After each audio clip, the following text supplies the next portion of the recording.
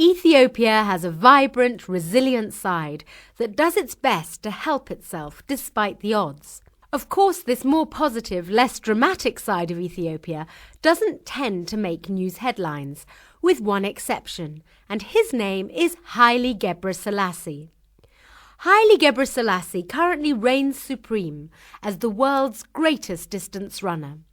He has set 15 world records, and at the Sydney Olympics he retained the Olympic gold medal he first won in 1996 for the 10,000 metres with a breathtaking last-minute spurt of energy. Haile, you're the latest in a long line of talented runners to come out of Ethiopia. What is it that gives Ethiopians an edge when it comes to running? It's not just Ethiopia. Athletes from other Rift Valley countries also seem to have an advantage too. The most likely explanation is that we live and train at high altitudes.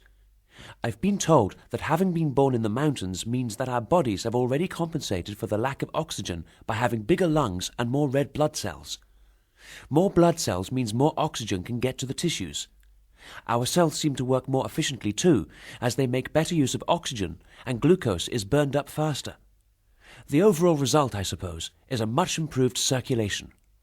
Couldn't other athletes just train in the mountains until they've acclimatized? Other runners have tried in the past, but it isn't as simple as that. Runners who weren't born and raised in the mountains often experience altitude problems such as vomiting and giddiness when they return to sea level. Well, that explains your incredible aerobic ability. But what can you tell us about your running style, which has been described as, well, peculiar, no offence meant? None taken. I've heard that said too often to take offence. My speciality is in the 10-kilometre events, and there is a good reason for that. Every day I used to run to and from school in a cellar, a distance of 10 kilometres. Even now I still run as if I were carrying my homework, with one arm raised slightly higher and closer to my body than the other. A cellar has become a sort of breeding ground for long-distance runners, hasn't it? It's probably a question of circumstances as well as altitude. Other children have video games and computers, televisions and stereo systems.